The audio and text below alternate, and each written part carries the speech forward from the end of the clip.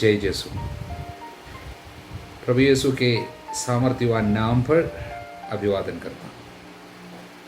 13वां दिन है हमारे बाइबल तीर्थ यात्रा की। आज उत्पत्ति के अध्याय 25 और 26, अय्यूब के अध्याय 13, मत्ती के 13 हमें पढ़ना था।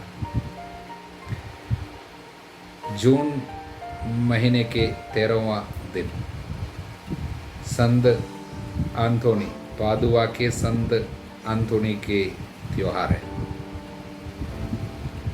प्रियजनों, हम सभी लोग संत एंथोनी से परिचित है। बहुत लोग उस संत को बहुत प्यार करते हैं क्योंकि चमत्कारों की सिलसिला जारी है उनकी मध्यस्थता से। जब से उसकी मृत्यु हुई तब से आज तक। आज मैं उसकी मध्यस्थता से यही प्रार्थना करता हूँ कि आप लोगों में जिनके प्रभु के प्रति लगाव में कमी आई है या प्रभु के प्रति प्यार यदि आपको नष्ट हुआ है, वचन के प्रति लगाव यदि आपको कम हो गया है, नष्ट हो गया है, तो संत एंथोनी की मध्यस्थ द्वारा आपको वो फिर से पुनः प्राप्त हो जाए। ये हमारी प्रार्थना है। जो चीज़ खो गया है उसको पुनः पाने में हम इस संत की मध्यस्थता लेते आए हैं। हालेलुया। इसलिए मेरी ये प्रार्थना है कि आपका प्रभु के लिए लगाव और बढ़ जाए। कुछ लोग जो ठंडे हो गए बीच में शुरू करते हैं, 2-4 दिन में भूल जाते हैं, उन सारे लोगों के लिए हमारी ये प्रार्थना है, फिर से उत्साह वापस पाना। हालेलुया। संदेश है आज आपके लिए उत्पत्ति के अध्याय 25 से। वहाँ पर वचन 19 में हम इस प्रकार पढ़ते हैं, यह इब्राहिम के पुत्र इसहाक की वंशावली है। इब्राहिम इसहाक का पिता था।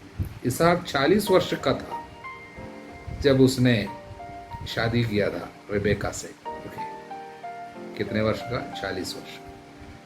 रिबेका को कोई संतान नहीं हुई, इसलिए इसहाक ने प्रभु से प्रार्थना की कि उसकी पत्नी को पुत्र उत्पन्न हो। प्रभु ने उसकी प्रार्थना सुन ली। उसकी पत्नी रिबेका गर्भवती हुई। गर्भ में एक बच्चा नहीं, 2 बच्चा, जुड़वा बच्चा। तो हम भी खुश हैं। बच्चा नहीं था, यह आदमी प्रार्थना किया अपनी पत्नी के साथ, उनको संतान मिली। अच्छा लगता है। हालेलुया। लेकिन इस पे एक संदेश है, वो आपको समझ में आएगा अगला वचन जब मैं पढ़ूंगा तब। मैं आपको 26वां वचन से पढ़ता हूं। इन बच्चों के जन्म के समय इसहाक की आयु 60 वर्ष की थी। 60 वर्ष की थी। शादी हुई 40 साल की उम्र। बच्चा हुआ 60, बीच में 20 साल। तो हमने क्या सोचा, प्रार्थना किया, आज अगले दिन गर्भवती हो गया, 1 साल में बच्चा मिला। हम सभी लोगों के मानसिकता कुछ इस प्रकार है, ज़्यादातर लोगों की, कि हम मांगते हैं और हमको चाहिए कि प्रभु जल्दी उत्तर दे। आज मांगा कल मिले, हो सके आज रात ही मिले। ज़्यादा इंतजार हमको पसंद नहीं। हम सभी लोगों को क्या है, क्विक फिक्स सॉल्यूशन, हम जो इंग्लिश में बोलते हैं, मतलब जल्दी से इसके लिए कुछ जुगाड़ कर दो। हम ज़्यादा इंतजार नहीं कर सकता। 1 महीने तक ज़्यादातर मुश्किल से प्रार्थना करता है, बाद में निराश हो जाते हैं या गुस्से में आ जाता है, भुनभुनाता है, प्रभु कहाँ है, शक करने लगता है, और कहीं दूसरे लोगों के पास किसी और तरीके से हो सकेगा देखेगा। तब तंत्र मंत्र, जादू टोना, ओछा मत्ती, भूत प्रेत साधने वाले, और इसको पहनाओ, इसको लगाओ, वो सारी चीज़ें आ जाती। कारण क्या है? एंड्योरेंस, जो इंग्लिश में बोलता है, लॉन्ग सफरिंग, पेशेंस, सहन शक्ति, इंतजार करने की क्षमता बहुत कम है। प्रभु आज संदेश देते हैं, प्रभु के समय के लिए इंतजार करो। आप लोगों को धैर्य की जरूरत है, जिससे आपको वो मिल जाए जिसकी प्रतीक्षा प्रभु, जिसकी प्रतिज्ञा प्रभु ने कर चुके। इसलिए प्रतीक्षा करना, वचन कहता है प्रभु की प्रतीक्षा करो। हालेलुया। अब जो दूसरा संदेश है आज के लिए, बहुत ही महत्वपूर्ण, वो इस प्रकार है। एक दिन याकूब दाल बना चुका था। एसाव जंगल से लौट के आए। उस समय वो बहुत भूखा था। एसाव ने याकूब से कहा, मुझे वो दाल में से कुछ खिला दो, मैं भूख से मरा जा रहा हूँ। तो याकूब ने उत्तर दिया, पहले तुम अपने पहला उठा होने का अधिकार मुझे दे दो। इस पर एसाव ने कहा, मैं मरने को हूँ, तो पहला उठा होने के अधिकार से मुझे क्या लाभ? तुमको चाहिए तो तुम ले लो, मुझे दाल दे दो। तो याकूब ने बोला, तो पहले इस बात की शपथ खाओ। इस पर उसने शपथ खाकर अपने पहले उठे होने का अधिकार याकूब को दे दिया। इस पर याकूब ने एसाव को दाल रोटी खिलाई। खाने पीने के बाद वो उठकर चला गया। एसाव ने अपना पहला उठा होने का अधिकार इतना तुच्छ समझा। हालेलुया। प्रियजनों, इस घटना की गंभीरता को समझना हो तो इस्राएलियों के बीच में पहलौठे होने का अधिकार क्या मान्यता रखते हैं, क्या महत्व रखता है, इस बात को भी आपको समझना होगा। इस्राएलियों के अनुसार एक बेटा जो पहलौठा होकर जन्म लेता है, वो ईश्वर की एक विशेष कृपा लेके आता है। वो कृपा यह है, इस बच्चे को प्रभु विशेष एक कार्य के लिए चुना है। वो कार्य यही है, इब्राहिम से प्रभु ने उनकी पीढ़ियों के लिए जो आशीर्वाद की वायदा की है, वो वायदा पहला उठे बेटे के द्वारा खानदान में पीढ़ियों में चला जाता। मतलब वो एक वाहक है, आशीर्वाद का वाहक, एक आध्यात्मिक उत्तरदायित्व है। वो एक विशेष आशीर्वाद है और एक उत्तरदायित्व है। प्रियजनों, इस कार्य को, इस आध्यात्मिक उत्तरदायित्व को, ईश्वर के वरदान को यहाँ पर एसाव तुच्छ समझा, वो भी एक बर्तन दाल के, क्योंकि उसने कहा मुझे अभी दाल की जरूरत है, अभी आध्यात्मिक कृपा और आशीर्वाद है सब क्या है, तुमको जो आशीर्वाद तुम ले लो, मुझे खाना चाहिए। प्रियजनों, ईश्वर के वरदानों को हल्का समझना एक ऐसा पाप है जो आशीर्वाद से आपको, आपके खानदान को वंचित करेगा। ईश्वर के कार्यों को, ईश्वर के दिए हुए उत्तरदायित्व को और वरदानों को हल्का समझकर मामूली सी खाने पीने के लिए, सुख सुविधा के लिए, शरीर की इच्छाओं के लिए ईश्वर के कार्यों को हल्का समझना और इसको महत्व ज़्यादा देना एक बहुत ही गंभीर पाप है। यहाँ तक कि पवित्र आत्मा बाद में एसाव के बारे में क्या कहा है, हम इब्रानियों के पत्र में अध्याय 12 में इस तरह पढ़ते हैं, वचन 16 में, आप लोगों में ना तो कोई व्यभिचारी हो, ना एसाव के सदृश नास्तिक, जिसने एक ही भोजन के लिए अपना पहलौठे का अधिकार खो दिया था।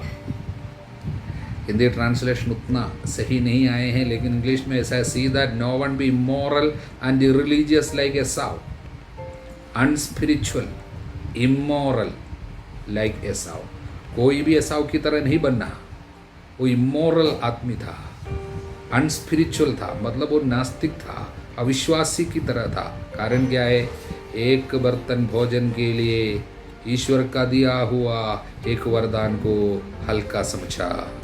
आप लोग जानते हैं वो बाद में अपने पिता की आशीष प्राप्त करना चाहता था, किंतु ऐसा नहीं कर सका।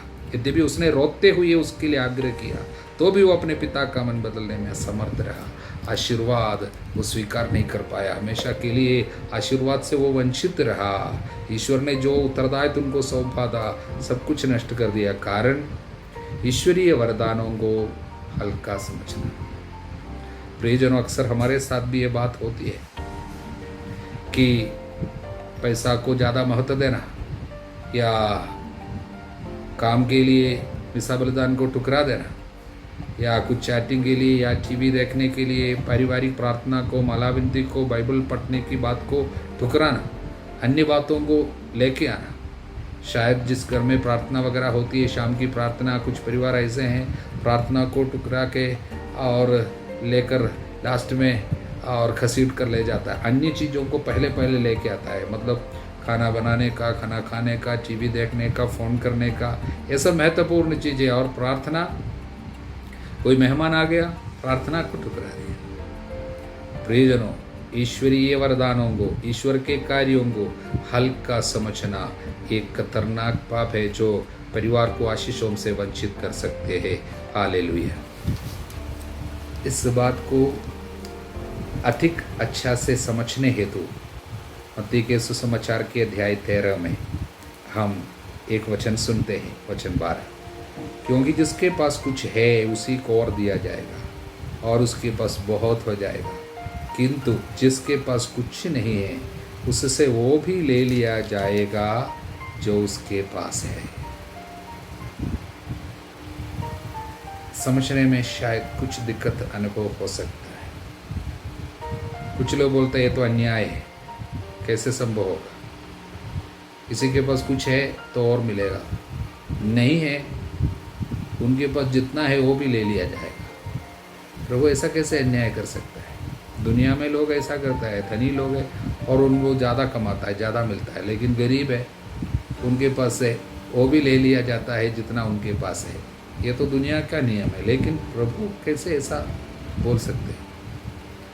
इस बात को समझने के लिए संत अगस्तीन हमारी मदद करते हैं। संत अगस्तीन कहता है, जिन्होंने ईश्वर से वरदान पाया, कृपाएं पाई, आशीर्वाद पाए, उसको गंभीरता से नहीं लेता है, उसके अधिक इस्तेमाल नहीं करता है, तो ईश्वर के और आशीर्वादों से वो वंचित हो जाएगा, वो कहता है।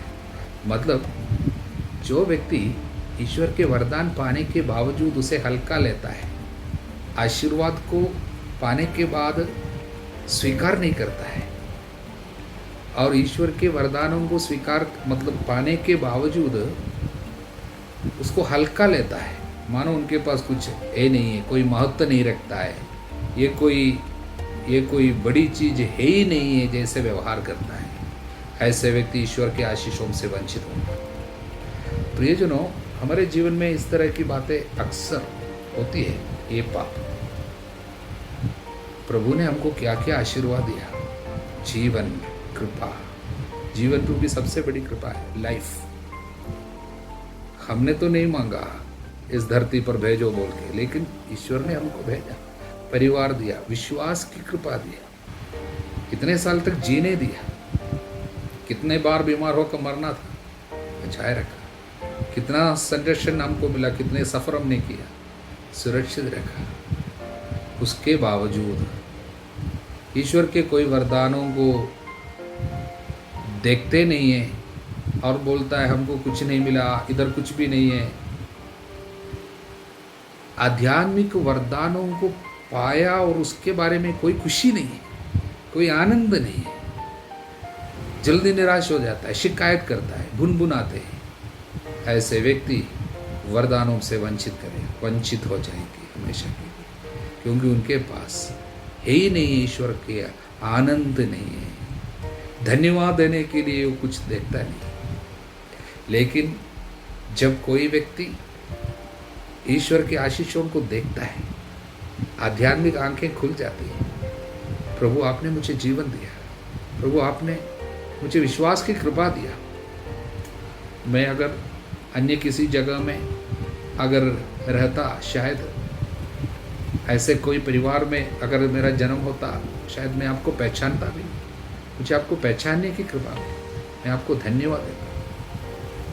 कितने बार आपने मुझे चंगा किया, मैं आपको धन्यवाद देता। कुछ सहने को मिला, तब बोलता है प्रभु आपके दुख भोग के साथ सहभागी होने के लिए मुझे चुना, आपको धन्यवाद। ये वो व्यक्ति है जिनके पास कुछ है, वो हमेशा अपने अंतरतम में ईश्वर के वरदानों को देखता है और उसको गंभीरता से लेता है।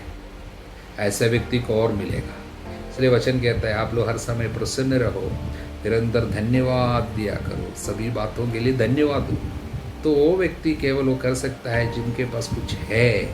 लेकिन ज़्यादातर लोग क्या रहता है, हमेशा बोलता है हमको दुख है, केवल हमारे पास कुछ नहीं है, आशीर्वाद नहीं है, प्रभु कहाँ है, प्रार्थना नहीं सुनता है, यहाँ पर प्रभु कुछ नहीं करता है, यहाँ पर भी कुछ नहीं किया, क्या है हमारे पास कुछ नहीं, हमेशा दुखी रहता है। ऐसे व्यक्ति वरदानों से वंचित रहेगा। ईश्वर के वरदानों को गंभीरता से लेना, प्रभु के द्वारा दिए हुई आशीष को, चाहे वो छोटी सी बात क्यों न हो या बड़ी हो, छोटी हो या बड़ी आशीष हो, सब प्रभु से जो भी मिला है सब कुछ के लिए हमें धन्यवाद देना है और उसके लिए हमें खुश रहना है। तब जाके अधिक आशीर्वाद हमको मिलते जाएंगे। हालेलुया। इसलिए आज हमारी आशा और प्रार्थना यह है कि हम सभी लोग प्रभु के वरदानों को देखने वाले, समझने वाले और इसको गंभीरता से लेने वाले बने, जिससे अधिक आशीर्वाद हमको मिलते जाए। ऐसा ना हो कि हम ईश्वर के कार्यों को हल्का समझकर अन्य मामूली सी चीज़ों को अधिक महत्व देते हुए वरदानों से अपने को वंचित होने ना दें।